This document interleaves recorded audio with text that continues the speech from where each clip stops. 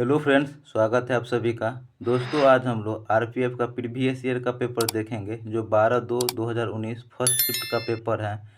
Friends, किसी भी exam के प्रिपरेशन के लिए प्रीवियस ईयर का पेपर देखना अति महत्वपूर्ण है। तो चलिए हम लोग बिना देरी किए हुए प्रीवियस ईयर का पेपर देखते हैं। तो हमारा पहला प्रश्न है, निम्न में से कौन सी नदी प्रशांत महासागर में गिरती है? तो ये है यांगतीसी क्यांग नदी, ऑप्शन नंबर डी। यांगतीसी क्यांग नदी ये चीन की सबसे लंबी नदी है। यांगतीसी क्यांग नदी चीन की सबसे लंबी नदी है, जबकि इरावती नदी म्यांमार की सबसे लंबी नदी है। इरावती नदी म्यांमार की सबसे लंबी नदी है, जबकि विश्व का सबसे गहरा गर्त मरियाना गर्त प्रशांत महासागर में है। विश्व के सबसे गहरा गर्त मेरियाना गर्त प्रशांत महासागर में है।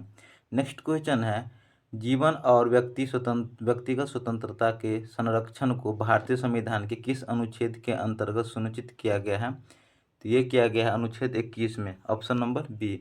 जीवन और व्यक्तिगत स्वतंत्रता अनुच्छेद 21 में है, जबकि अनुच्छेद 14 में कानून के समक्ष समानता का अधिकार है। अनुच्छेद 14 में कानून के समक्ष समानता का अधिकार, जबकि अनुच्छेद 16 में अवसर की समानता का अधिकार है। अनुच्छेद 16 में अवसर की समानता का अधिकार, जबकि अनुच्छेद 14 में कानून के समक्ष समानता का अधिकार है। नेक्स्ट क्वेश्चन देखेंगे, बराबर गुफाएं निम्न में से किस राज्य में स्थित है? तो ये स्थित है बिहार में। बराबर गुफाएं निम्न में से किस राज्य में स्थित है? बिहार में। इसे अकबर ने बनवाया था। नेक्स्ट क्वेश्चन देखेंगे, ऐसी अर्थव्यवस्था है जिसमें कुल उत्पादन में प्राथमिक क्षेत्र की हिस्सेदारी 50% या उससे अधिक हो कहलाती है? तो ये कहलाती है कृषि अर्थव्यवस्था, ऑप्शन नंबर डी, कृषि अर्थव्यवस्था। नेक्स्ट क्वेश्चन देखेंगे, अंडाशय में डिंब का निर्माण क्या कहलाता है? तो डिंब का निर्माण अंडजनन कहलाता है, ऑप्शन नंबर ए। अंडाशय में डिंब का निर्माण क्या कहलाता है? अंडजनन। नेक्स्ट क्वेश्चन है, मेघालय पठार की कौन सी चोटी सबसे ऊंची है?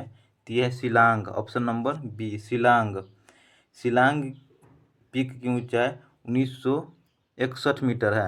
1961 मीटर है, इसकी सर्वाधिक ऊंचाई 1961 मीटर है। नेक्स्ट क्वेश्चन देखेंगे, भारतीय संविधान का भाग 20 किससे संबंधित है? तो ये संबंधित है संविधान संशोधन से, ऑप्शन नंबर ए। भाग 20 संविधान संशोधन से संबंधित है। संविधान संशोधन दक्षिण अफ्रीका से लिया गया है। संविधान संशोधन दक्षिण अफ्रीका से लिया गया है। अगला क्वेश्चन देखेंगे, केंद्रीय बिक्री कर उदाहरण है? तो ये उदाहरण है अप्रत्यक्ष कर का, ऑप्शन नंबर डी। केंद्रीय बिक्री कर अप्रत्यक्ष कर है। नेक्स्ट क्वेश्चन देखेंगे, 1955 में योजना आयोग द्वारा नियुक्त ग्राम और लघु उद्योग से संबंधित समिति को किस नाम से जाना जाता है? तो ये जाना जाता है करवे समिति, ऑप्शन नंबर ए, करवे समिति। जबकि रंगराजन समिति का संबंध गरीबी से है। रंगराजन समिति का संबंध गरीबी से है। नेक्स्ट क्वेश्चन देखेंगे, पृथ्वी की किस परत को केनाली डिवाइसाइड भी कहा जाता है? तो ये कहा जाता है आयन मंडल को। केनेली हिविसाइड कहा जाता है आयन मंडल को। आयन मंडल को संचार मंडल भी कहते हैं। आयन मंडल को संचार मंडल भी कहते हैं और केनेली हिविसाइड भी कहते हैं। नेक्स्ट क्वेश्चन देखेंगे, फॉरवर्ड रोल और बैकवर्ड रोल निम्न में से किस खेल के अहम हिस्से हैं? तो ये है gymnastics, option number B. Forward roll और बैकवर्ड रोल जिम्नास्टिक खेल से संबंधित है। नेक्स्ट क्वेश्चन देखेंगे, नेक्स्ट क्वेश्चन है, निम्न में से किस खेल में एक गोल पोस्ट की आवश्यकता होती है? तो ये आवश्यकता होती है फुटबॉल में, ऑप्शन नंबर बी, फुटबॉल में।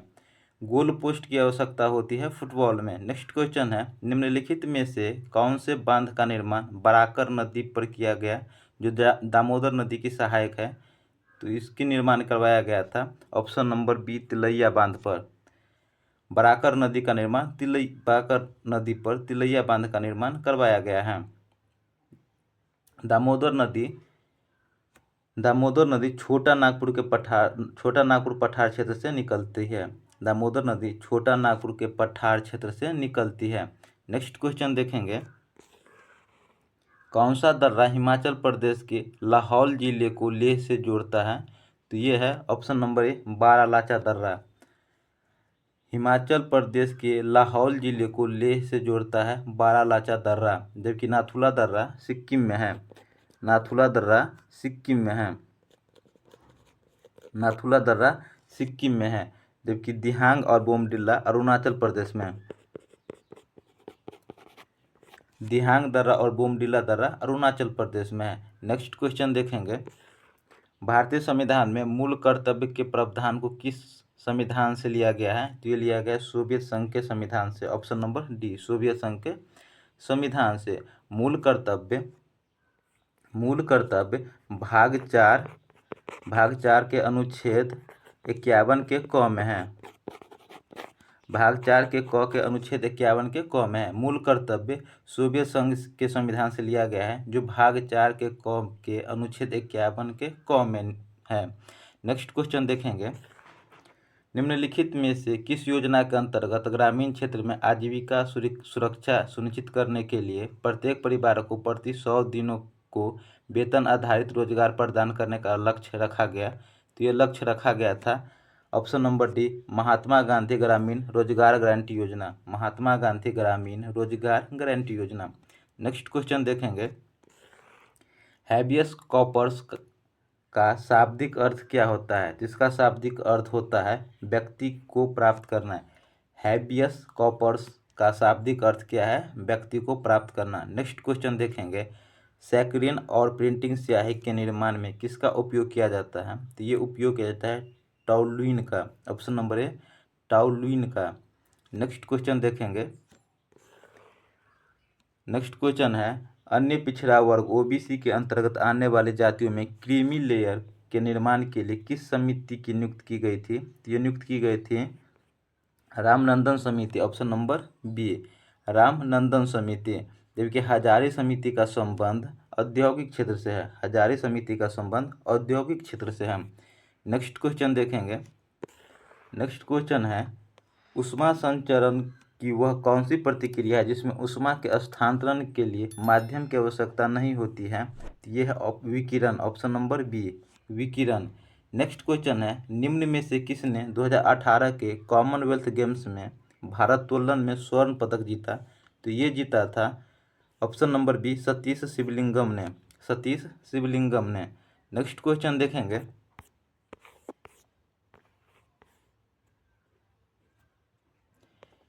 नेक्स्ट क्वेश्चन है, निम्न में से प्रतीप शर्करा किसे कहा जाता है? तो ये कहा जाता है सुक्रोज को। ऑप्शन नंबर डी, सुक्रोज को। नेक्स्ट क्वेश्चन है, विश्व में गेहूं का सबसे बड़ा उत्पादक देश कौन सा है? तो यह है चीन। ऑप्शन नंबर डी, चीन।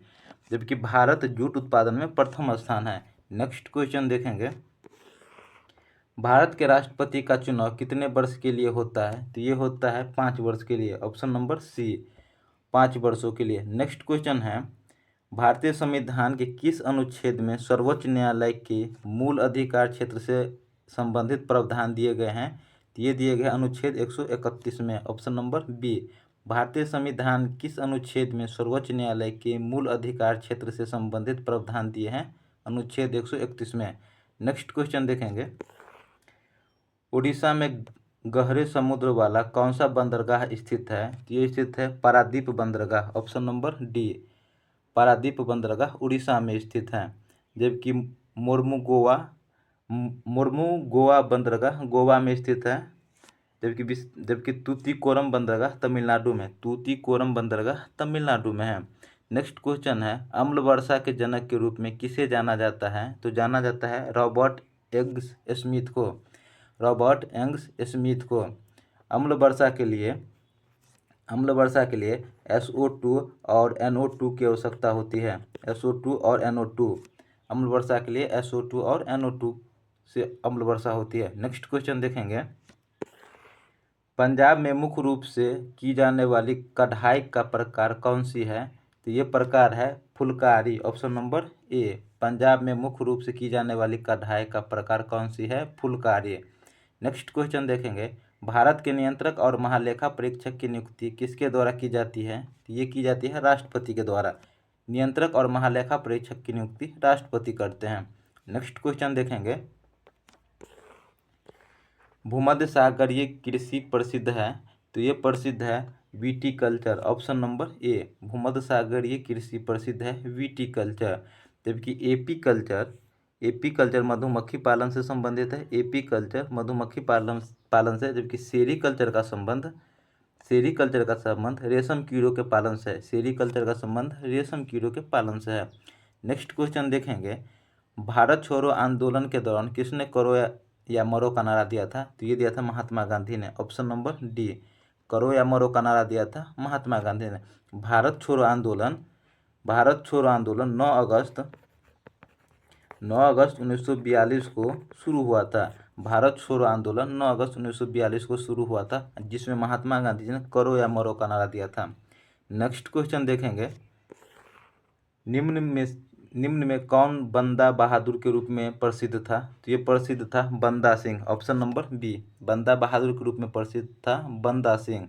नेक्स्ट क्वेश्चन देखेंगे, आगरा के किले का निर्माण किसके शासन में शुरू हुआ? तो ये शुरू हुआ था अकबर के शासन में। ऑप्शन नंबर बी, आगरा के किले का निर्माण अकबर के शासनकाल में शुरू हुआ था। नेक्स्ट क्वेश्चन देखेंगे, दीनबंधु मित्र ने अपने प्रसिद्ध नाटक नील दर्पण में किस विद्रोह का चित्रण किया था? तो ये किया था नील का। ऑप्शन नंबर ए, नील का।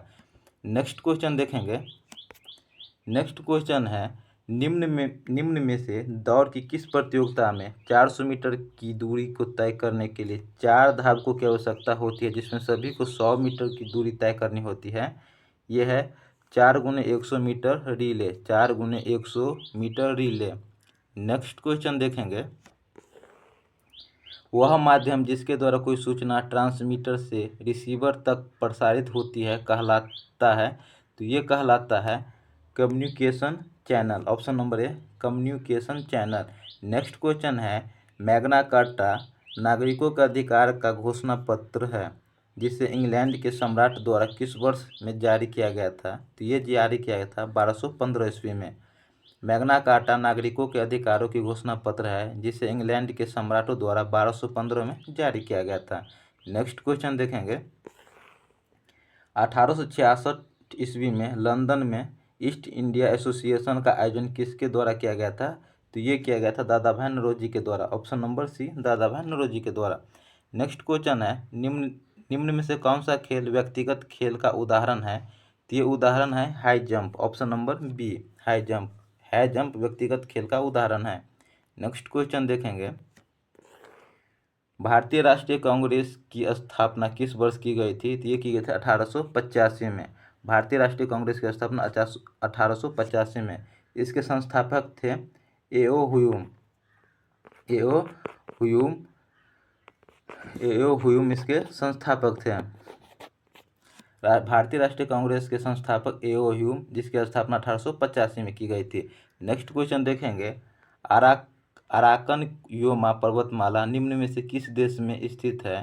तो ये स्थित है म्यांमार में। Option number D, Arakan Yoma पर्वतमाला निम्न में से किस देश में स्थित है? म्यांमार में स्थित है।